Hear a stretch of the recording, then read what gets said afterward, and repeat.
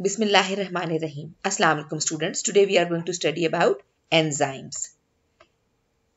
First of all, we are going to talk about metabolism. Metabolism क्या है?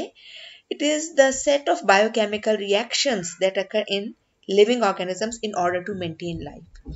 जितने भी केमिकल रिएक्शंस बॉडी के अंदर हो रहे हैं, बायोकेमिकल रिएक्शंस, जिनके जरिए हम ग्रो करते हैं, अपना स्ट्रक्चर मेंटेन करते हैं, एनवायरनमेंट को रिस्पॉन्ड करते हैं, हर काम जो हम करते हैं दैट इज मेटाबॉलिज्म.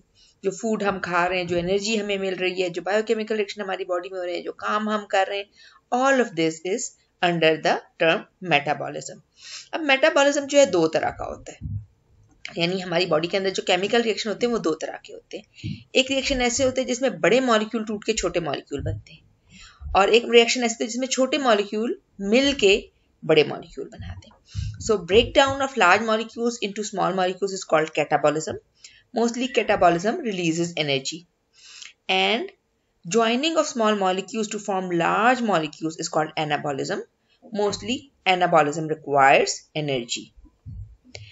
अच्छा, अगर हम ये बात करें कि जो भी सब्सटेंस है वो रिएक्ट करके कोई प्रोडक्ट बना रहा है, ये केमिस्ट्री में आपने पढ़ा है कि जो रिएक्ट कर रहे होते substances they are called reactants, और जो बनते हैं रिएक्शन के बाद substances they are called products. Arrow से पहले जिनको लिखा जाता है रिएक्शन में वो रिएक्टेंट होते हैं, एरो के बाद जिन्हें लिखा जाता है वो प्रोडक्ट होते हैं.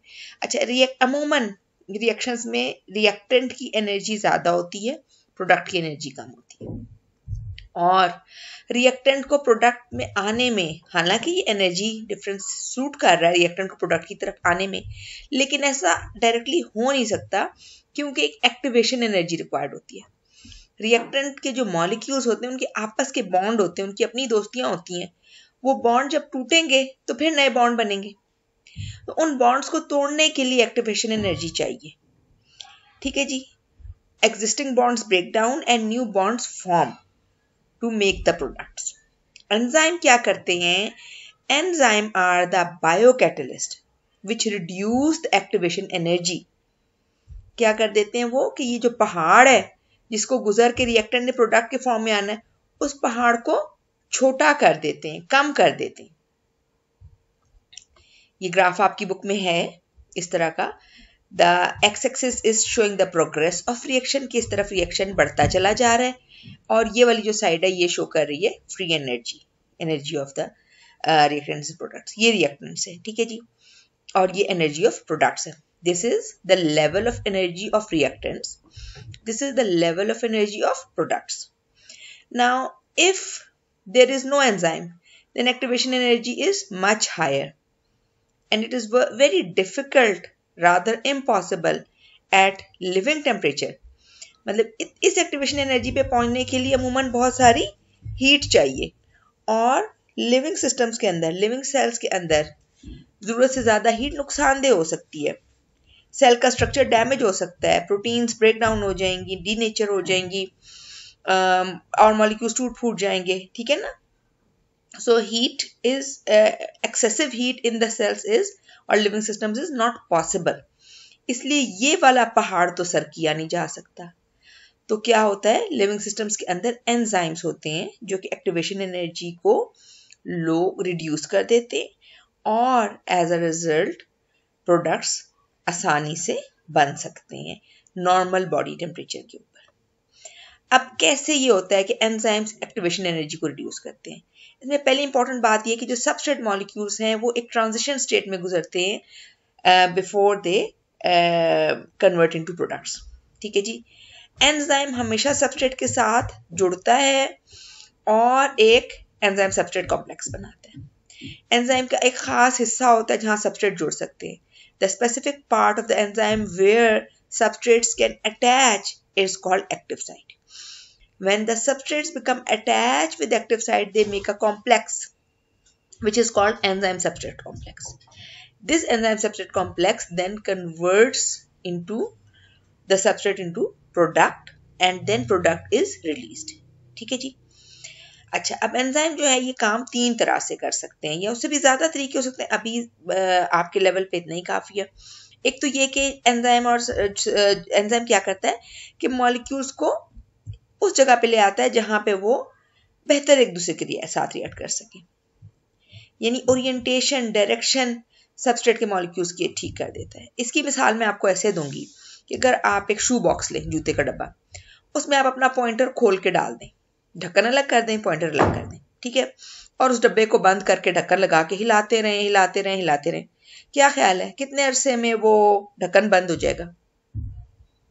10 साल, 100 साल, हो सकता है उससे भी ज्यादा। हिलाते रहें, नहीं होगा बंद।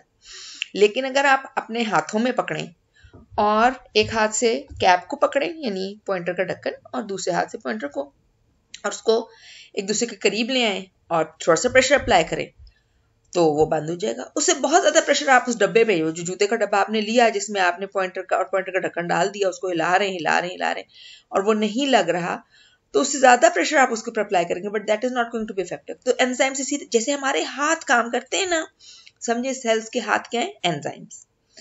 एंजाइम सबस्ट्रेट को पकड़ के सही जगह पे ले आते हैं, जब वो सही जगह पे आ जाते हैं तो वो आपस में जुड़ जाते हैं और प्रोडक्ट बन जाता है, ठीक है जी। या अगर कोई बड़ा सबस्ट्रेट है तो उसको तोड़ना है, वो भी काम इस तरह। दूसरा क्या काम कर सकते हैं? Expose reactant molecules to different conditions of positive and negative.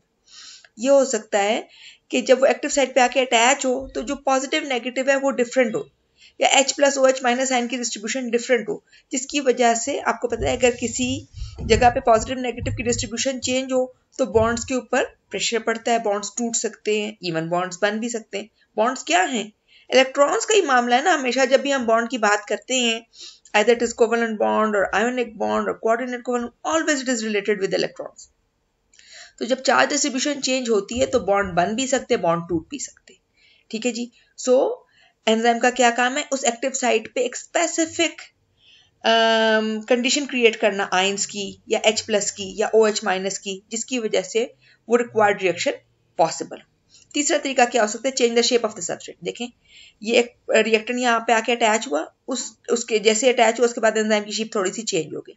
Enzyme की शेप चेंज हुई तो A और B के दरमियान जो बॉन्ड है उसके ऊपर प्रेशर पड़ा, जिसकी वजह से वो बॉन्ड आसानी से टूट गया, ठीक है जी। ये एक और डायग्राम यही समझाने की कोशिश करी जिस पर भी हमने बात की। ये देखें ये एक मॉलिक्यूल है, दो ग्लूकोज जैसे मॉलिक्यूल से मिलकर बना है, लैक्टोज, मिल्क में होता है लैक्टोज, ठीक है जी।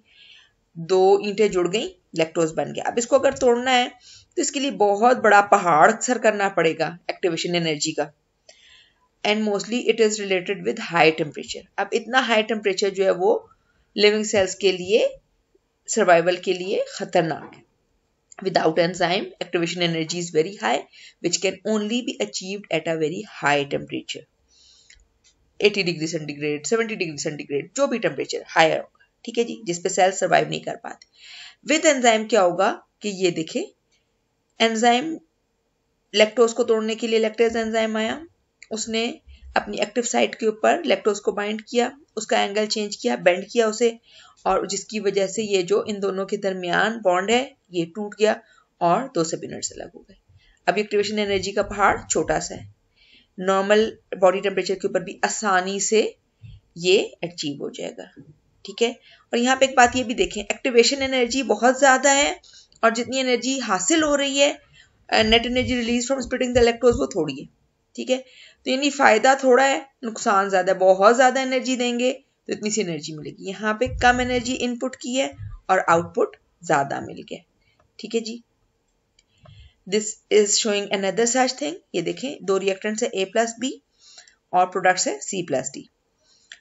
तो क्या चेंज आएगा? यहाँ पे देखें ये एंजाइम है, ये एंजाइम की एक्टिव साइट है, पूरा एंजाइम नहीं शो किया, एंजाइम की सिर्फ एक्टिव साइट शो की गई है इस डायग्राम में। सबस्ट्रेट जब इस पे आके अटैच हुआ है तो यहाँ पे एंजाइम सबस्ट्रेट कॉम्प्लेक्स बन गया है, bonds in the substrate are weakened by the different changes here, as a result products are formed. अच्छा, फिर एंजाइम्स में एक खास बात ये है कि कुछ एंजाइम होते हैं जो सेल के अंदर ही रहते हैं, सेल के अंदर ही काम करते हैं। ये डायग्राम आपको सेल वाले चैप्टर से याद होगी। न्यूक्लियस से के साथ अटैच है endoplasmic reticulum, rough endoplasmic reticulum के साथ अटैच है गोल्जी अपरेटस, प्रोटीन सिंथेसिस इधर हुई गोल्जी अपरेटस में, फर्दर चेंजेस आए और ये एंजाइम्स पैक हो गए लाइसोसोम के फॉर्म में। अब ये लाइसोसोम के फॉर्म में ये एंजाइम सेल के अंदर ही रहेंगे, सेल के अंदर ही काम करेंगे, तो ये कहलाएंगे इंट्रा सेलुलर। अंदर जो रहेगा वो इंट्रा है, जो बाहर निकल जाएगा वो एक्स्ट्रा है। Intracellular enzyme, the enzymes which are kept inside. सारे एंजाइम्स बनते हैं सेल के अंदर है, कुछ सेल के अंदर रह जाते हैं उनको कहते हैं इंट्रा, कुछ बाहर निकल जाते हैं उनको कहते हैं एक्स्ट्रा। तो जो एंजाइम, ये देखें एंजाइम इधर से भी बने इधर से भी बने, ये वाले एंजाइम शो किए कि अंदर ही रहे तो ये इंट्रासेलुलर हैं, और ये वाले एंजाइम बाहर निकल गए और बाहर जाके अपना काम कर रहे हैं, they are called extracellular enzymes. Now we come towards characteristics of enzymes. पहली बात ही कि chemically mostly all of the enzymes are protein in nature. Globular proteins होती हैं, राउंड सी, बड़ी सी, बड़ा साइज होता है इनका। They increase the rate of reaction, millions of time faster कर देते हैं rate of reaction को। अगर enzymes ना हो तो वो रिएक्शन हो सकता है 100 साल में, बिल्कुल जैसे अभी हमने वो एग्जांपल डिस्कस की कि अगर हम हाथों की जगह हाथ ना यूज करें और किसी डब्बे में डाल के पॉइंटर के ढक्कन को बंद करना चाहें तो कितना ही ज्यादा टाइम लग जाएगा, उसी लिहाज से सोचने, ठीक है जी। So it makes millions of times faster rate of reaction and they are very specific. एक एंजाइम एक खास सबस्ट्रेट के साथ ही काम करेगा, किसी और के साथ नहीं करेगा। So there is a specificity of enzyme. इसके ऊपर हम इस चैप्टर के एंड में भी डिटेल से बात करेंगे। एक्टिव साइट जो है इसकी हमने अभी भी बात की कि वो एक खास हिस्सा होता है एंजाइम का जहाँ पे सबस्ट्रेट आके अटैच करता है और वही हिस्सा उसमें चेंज लाता है सबस्ट्रेट में और उसको प्रोडक्ट बनाता है, तो वो कैटालिटिक रीजन है। कैटालिस्ट कहते हैं ऐसे सब्सटेंस को जो रिएक्टेंट को प्रोडक्ट में कन्वर्ट करे। तो enzymes are also called biocatalyst. Living things के जो कैटालिस्ट हैं जो रिएक्टेंट को प्रोडक्ट में चेंज करते हैं वो एंजाइम्स हैं। The enzymes are regulated by inhibitors और activators। इनकी एक्टिविटी को, इनकी प्रोडक्शन को रेगुलेट किया जा सकता है सेल के अंदर, और खास तरह के मॉलिक्यूल्स होते हैं जो इसकी एक्टिविटी को कम कर देते हैं, दे आर कॉल्ड इनहिबिटर्स, और जो बढ़ा देते हैं वो कहलाते हैं एक्टिवेटर्स।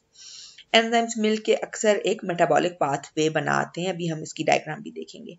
और कुछ एंजाइम्स हैं जिनको कोफैक्टर्स चाहिए होते हैं। कोफैक्टर इनऑर्गेनिक भी हो सकते हैं, ऑर्गेनिक भी हो सकते हैं। ये डायग्राम देखें, एंजाइम कोफैक्टर हैं। कुछ एंजाइम्स के कोफैक्टर्स होते हैं, कुछ एंजाइम ऐसे होते हैं जिनको कोफैक्टर नहीं चाहिए, जैसे ये एंजाइम है, सिर्फ प्रोटीन है इसकी, वही एनफ है, ठीक है जी। अल्लाह की कुदरत है, सुभान अल्लाह। बहुत तरह के एंजाइम हैं। कुछ एंजाइम ऐसे हैं जिन्हें कोई और साथी नहीं चाहिए, अकेले ही वो पूरा काम कर लेते हैं, पूरी एक्टिव साइट बना लेते हैं, पूरी कैटालिटिक एक्टिविटी कर देते हैं, रिएक्टेंट को प्रोडक्ट में कन्वर्ट कर देते हैं, इन्हें किसी हेल्प की जरूरत नहीं। लेकिन कुछ एंजाइम है जिनको साथी की जरूरत होती है, वो साथी क्या कहलाता है? कोफैक्टर। कोफैक्टर के बगैर ये एक्टिव नहीं हो सकते। कोफैक्टर नॉन प्रोटीन कंपोनेंट होता है, बाकी एंजाइम क्या है? प्रोटीन कंपोनेंट, और जब उसके साथ नॉन प्रोटीन कंपोनेंट लग जाए वो कहलाता है कोफैक्टर। कोफैक्टर कई तरह के, कुछ ऑर्गेनिक हैं, कुछ inorganic. Inorganic example calcium, zinc वगैरह वगैरह बहुत तरह की एग्जांपल्स हैं, आप अपनी बुक की जो भी एग्जांपल याद कर लें। ऑर्गेनिक मॉलिक्यूल्स जो हैं वो कोफैक्टर हो सकते हैं, और वो दो तरह के। ऑर्गेनिक मॉलिक्यूल्स परमानेंटली अटैच अगर हो जाए एंजाइम के साथ तो वो कहलाते हैं प्रोस्थेटिक ग्रुप्स, ठीक है जी। ये एंजाइम है, इसके साथ ही प्रोस्थेटिक ग्रुप परमानेंटली अटैच है ताकि एक्टिव साइट बनाए, इसलिए ये क्योंकि ये परमानेंटली अटैच है, परमानेंट से याद रखें, जैसे PER पर उस तरह प्रोस, ठीक है। परमानेंटली अटैच है वो प्रोस्थेटिक है, ठीक है। प्रोस्थेटिक ग्रुप की एग्जांपल है FAD, फ्लेविन एडेनिन डाइन्यूक्लियोटाइड। और ये भी हो सकता है कि ऑर्गेनिक मॉलिक्यूल जो है वो टेम्परेरीली अटैच हो। अगर टेम्परेरीली अटैच होगा तो उसको कहेंगे कोएंजाइम। ऐसा कोफैक्टर जो ऑर्गेनिक हो और टेम्परेरीली अटैच हो वो कहलाता है कोएंजाइम, और ये डिटैच हो जाता है आफ्टर रिएक्शन और किसी और रिएक्शन में भी हिस्सा ले सकता है। बहुत तरह के ये देखें, ये एंजाइम है, ये इसके साथ कोएंजाइम जुड़ेगा तो एक्टिव साइट मुकम्मल होगी। NAD इसकी एग्जाम्पल है, ठीक है जी। So cofactors are helpful molecules of the enzymes। अच्छा हाँ, मेटाबॉलिक पाथवे की बात की थी हमने। मेटाबॉलिक पाथवे का क्या मतलब है? बॉडी के अंदर, सेल के अंदर अमूमन कोई रिएक्शन एक स्टेप में नहीं हो जाता, उसके बहुत सारे सब स्टेप्स होते हैं। जैसे अगर एक मॉलिक्यूल A ने D में कन्वर्ट होना है तो वो A से पहले B बनेगा, B से C बनेगा, C से D बनेगा। सो टुकड़ों टुकड़ों में यानी रिएक्शन होने, पूरा मेटाबॉलिक पाथवे बनना है हर काम के लिए। सो हर रिएक्शन के लिए अलग अलग एंजाइम है। A से B बनने के लिए एंजाइम 1 रिक्वायर्ड है, B से C के लिए एंजाइम 2 रिक्वायर्ड है, C से D के लिए एंजाइम 3 रिक्वायर्ड है। सो जैसे ही A अवेलेबल होगा एंजाइम 1 उसको कन्वर्ट करेगा B में, जैसे ही B बनेगा एंजाइम 2 उसको कन्वर्ट करेगा C में, जैसे ही C में अवेलेबल होगा एंजाइम 3 कन्वर्ट करेगा D में. So although it looks long, but actually it doesn't take that much time. Enzymes are very fast and very active and efficient molecules. अच्छा, कुछ फैक्टर्स हैं जो कि एंजाइम रिएक्शन के रेट ऑफ एंजाइमेटिक रिएक्शन को control करते हैं, effect करते हैं, तब्दील करते हैं. इसमें से 3 आपके टेक्स्ट में डिस्कस हुए हैं. नंबर 1 टेम्परेचर, ये रेट ऑफ एंजाइम एक्टिविटी है. वाई एक्सिस पे, एक्स एक्सिस पे टेम्परेचर. जैसे जैसे टेम्परेचर बढ़ता चला जाएगा, ये अगर 0 टेम्परेचर है, जैसे जैसे टेम्परेचर बढ़ता चला जाएगा enzymatic reaction, rate of enzyme activity बढ़ती चली जाएगी, रेट ऑफ रिएक्शन हाई होता चला जाएगा एक खास पॉइंट तक. वो जो टॉप पॉइंट है जिसपे सबसे अच्छा रिएक्शन हो रहा है, सबसे ज्यादा रेट ऑफ रिएक्शन है, वो कहलाता है ऑप्टिमम टेम्परेचर. ऑप्टिमम टेम्परेचर कौन सा टेम्परेचर है? वो टेम्परेचर जिसके ऊपर वो पर्टिकुलर एंजाइम बेस्ट परफॉर्मेंस दे रहा है, हाईएस्ट रेट ऑफ रिएक्शन दे रहा है, that is called optimum temperature. अच्छा, अब अगर उसे जब हाई होंगे तो फिर क्या होगा? एक हाई टेम्परेचर के ऊपर एंजाइम स्टेबल नहीं रहता और उसका स्ट्रक्चर डिस्टेबलाइज हो जाता है, उसको कहते हैं डीनेचर होना. Enzymes are protein in nature. Proteins जो हैं वो 50 डिग्री सेंटीग्रेड ऑनवर्ड्स उनके अंदर चेंजेस आनी शुरू हो जाती हैं और फिर वो खराब हो जाती हैं और फिर वो दोबारा ठीक नहीं हो सकती. That process is called denaturation. Low temperature पे क्या होता है? लो टेम्परेचर पे भी एंजाइम्स काम नहीं कर रहे, लेकिन उस वक्त वो इनएक्टिव है. अब देखें, अगर ये हमारे पास कोई एंजाइम है जिसको हमने हाई टेम्परेचर पे किया, अब हम उसको दोबारा लो टेम्परेचर पे लाएं तो वो कभी काम नहीं कर सकेगा, क्योंकि वो डीनेचर हो चुका है एंजाइम. लेकिन अगर कोई एंजाइम हमारे पास हो और उसको हम कूल डाउन कर लें, दोबारा जब हम उसको नॉर्मल टेम्परेचर पे लाएंगे, ऑप्टिमम टेम्परेचर पे लाएंगे, तो वो अपनी बेस्ट परफॉर्मेंस दे सकता है. लो टेम्परेचर पे क्या होता है कि मॉलिक्यूल्स तेज तेज मूव नहीं करते, एंजाइम भी अपनी जगह पे पड़ा रहता है, सबस्ट्रेट भी अपनी जगह पे पड़ा रहता है. जब तक सबस्ट्रेट आके एंजाइम के एक्टिव साइट के साथ अटैच नहीं होगा तब तक प्रोडक्ट नहीं बनेगा. ठीक है जी. 0 डिग्री सेंटीग्रेड पे क्या होता है? वाटर फ्रीज होना शुरू हो जाता है. वाटर मतलब फ्रीजिंग पॉइंट है, उससे पहले रादर मॉलिक्यूल्स की मूवमेंट बहुत कम हो चुकी होती है. सो एट दैट टेम्परेचर, अगर ये 0 डिग्री सेंटीग्रेड है और हम लिविंग सिस्टम्स की बात कर रहे हैं, तो एंजाइम्स की activity in the liquid water that is going to be inactive because molecules are not moving. लेकिन जैसे ही टेम्परेचर बढ़ता जाएगा, मॉलिक्यूल्स तेज तेज मूव करेंगे तो रेट ऑफ रिएक्शन बढ़ता चला जाएगा. लेकिन उसकी एक हद है, maximum limit, which is called optimum temperature. And after that optimum temperature, if the temperature is further increased, then instead of increase in rate of enzyme activity, rate of enzyme reaction, it is going to decrease rapidly because of the denaturation of enzyme, which is protein in nature. Number 2 is substrate concentration. ये देखें, y axis पे rate of reaction, x axis पे substrate concentration. Substrate concentration जैसे जैसे बढ़ाते चले जाएंगे तो rate of reaction बढ़ता चला जाएगा, लेकिन उसकी एक हद है. वो हद क्या कहलाती है? Point of saturation. इससे ज्यादा जब बढ़ाएंगे तो फिर रेट ऑफ रिएक्शन उससे ज्यादा नहीं बढ़ेगा. क्यों? ये इस डायग्राम में देखें. ये देखें, अगर ये सबस्ट्रेट का मॉलिक्यूल छोटा शो किया गया, एंजाइम का मॉलिक्यूल बड़ा शो किया गया येलो से. ये देखें, यहाँ पे 6 एंजाइम है और 2 सबस्ट्रेट हैं. जैसे ही वो आएंगे सबस्ट्रेट, एंजाइम उनको प्रोडक्ट में कन्वर्ट कर देंगे. रेट ऑफ रिएक्शन, अब हम जैसे जैसे सबस्ट्रेट बढ़ाते जा रहे हैं, रेट ऑफ रिएक्शन बढ़ता जा रहा है, बढ़ता जा रहा है, बढ़ता जा रहा है. एंजाइम, अब ये जो पॉइंट है, ये सैचुरेशन का पॉइंट है. एंजाइम जब सैचुरेट हो जाते हैं तो फिर अब जितने मर्जी हम सबस्ट्रेट बढ़ाते जाएं, अब 6 से जब ज्यादा होते जाएंगे, 100 हो जाएंगे, तो ये 6 एंजाइम है, ये एक वक्त में 6 ही सबस्ट्रेट के ऊपर काम कर सकेंगे, जो इनका मैक्सिमम रेट है. इससे ज्यादा अब नहीं बढ़ेंगे. हम चाहे सबस्ट्रेट के मॉलिक्यूल 100 कर दें, 1000 कर दें, 1 लाख कर दें, एंजाइम का जो रिएक्शन रेट है वो इंक्रीज नहीं करेगा. इस पर्टिकुलर के बाद उसी रेट पे रहेगा और अपना काम वो एंजाइम्स एफिशिएंटली करते चले जाएंगे. Third factor which affects the enzyme activity is pH. PH आपको पता है 0 से लेके 14 तक होती है. सो अमूमन एक्सट्रीम्स के ऊपर पीएच जो है एंजाइम एक्टिविटी उतनी नहीं होती. एक स्पेसिफिक हर एंजाइम की ऑप्टिमम पीएच होती है और उसी पीएच के ऊपर वो एंजाइम अच्छी तरह काम करते हैं।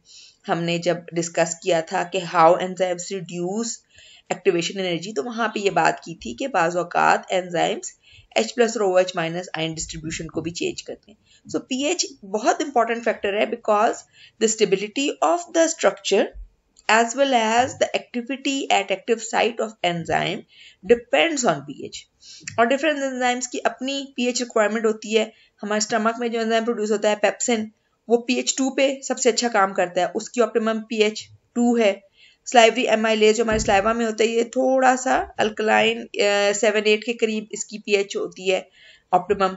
अल्कलाइन फॉस्फेटेज एक एंजाइम है जो हमारी बॉडी सेल्स के अंदर प्रोड्यूस होता है, ये 9 से ज़्यादा pH के ऊपर। मतलब हर एंजाइम की एक स्पेसिफिक pH है, हाइड्रोजन आयन कंसंट्रेशन रिक्वायरमेंट है, जिस पे वो बेस्ट परफॉर्मेंस दे सकता है। Now we come towards mechanism of enzyme action. Mechanism enzyme action के ऊपर हमने पहले बात की कि सबस्ट्रेट एक्टिव साइट पे आके अटैच होता है एंजाइम के साथ, एंजाइम सबस्ट्रेट कॉम्प्लेक्स बनता है, उसके बाद फिर वो प्रोडक्ट बनता है। तो इस सारे प्रोसेस को समझने के लिए साइंटिस्ट ने दो मॉडल्स पेश किए। First model is lock and key model which was presented by Emil Fischer, और उसका क्या कहना है कि सबस्ट्रेट की शेप रिजेंबल करती है, कॉम्प्लीमेंट्री होती है, मैच करती है एक्टिव साइट से, बिल्कुल उसी तरह जैसे ताले और चाबी की आपस में करती है।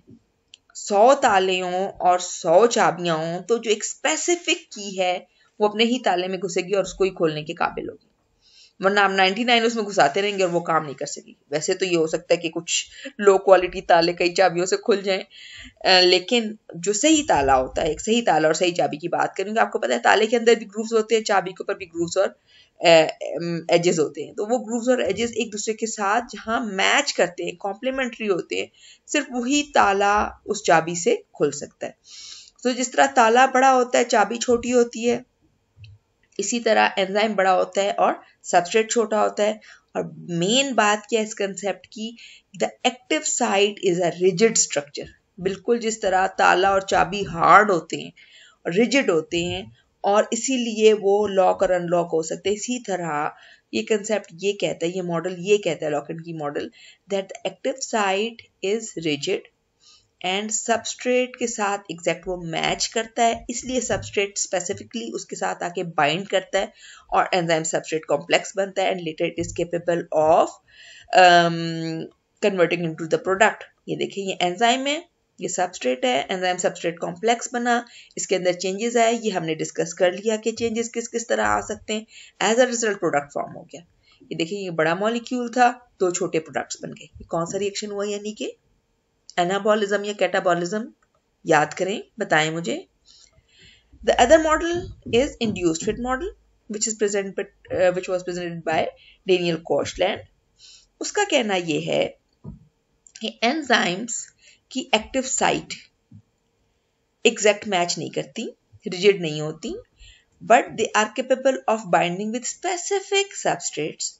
और जब सबस्ट्रेट आके बाइंड कर जाते हैं तो इनकी शेप चेंज हो जाती है। देखें ये दो सबस्ट्रेट हैं, एक सबस्ट्रेट आके अटैच हुआ तो दूसरी साइड खुद ब खुद किस लिहाज से हो गई, इस वाले सबस्ट्रेट के लिहाज। जब दोनों ये अटैच हो गए, एंजाइम सबस्ट्रेट कॉम्प्लेक्स सही बन गया, तो फिर वो एंजाइम एक्टिविटी बढ़ी और एंजाइम ने अपना काम किया और उसको प्रोडक्ट में कन्वर्ट कर दिया।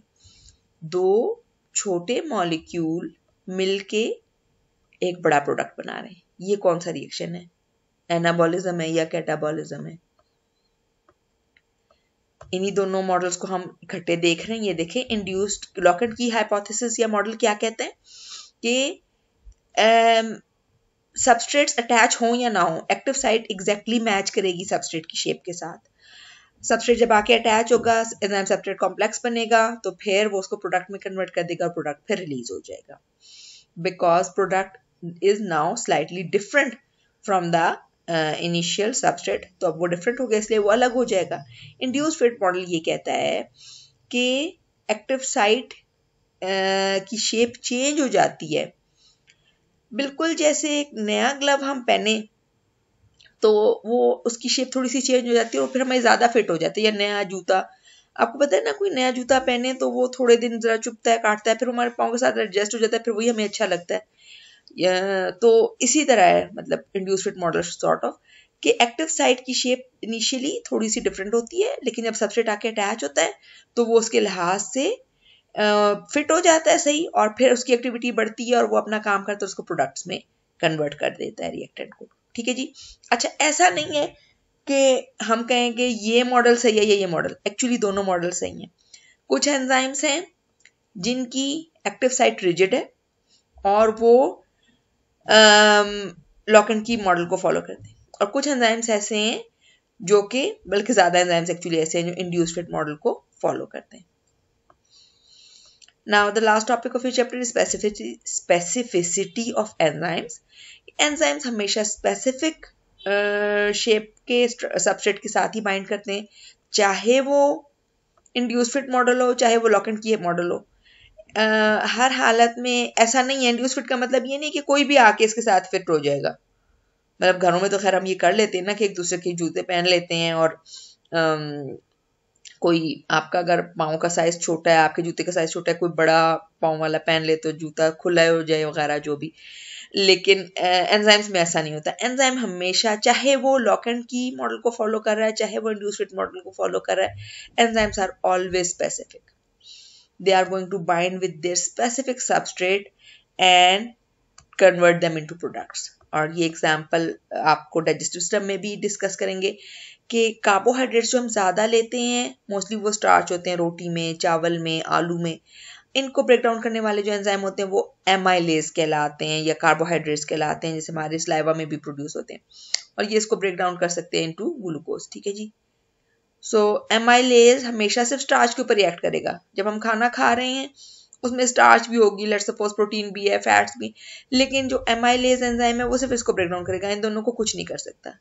इस तरह जो प्रोटीन मॉलिक्यूल है, जो हम अगर अंडा खा रहे हैं, गोश्त खा रहे हैं, दूध पी रहे हैं, नट्स खा रहे हैं, उन सब में प्रोटीन होता है वगैरह। तो जो एंजाइम ब्रेक डाउन करता है प्रोटीन को वो प्रोटीएज है। प्रोटीएज प्रोटीन को ही ब्रेक डाउन करेगा। प्रोटीएज कार्बोहाइड्रेट को नहीं ब्रेक डाउन करेगा, फैट्स को नहीं ब्रेक डाउन करेगा। प्रोटीएज हमेशा प्रोटीन को ही ब्रेक डाउन करके और इसके अमाइनो एसिड्स को अलग अलग करेगा। इस तरह जो फैट हम अपनी डाइट में लेते हैं उसके ऊपर, लिपिड्स के ऊपर एक्ट करते हैं एंजाइम लाइपेज स्मॉल इंटेस्टाइन में।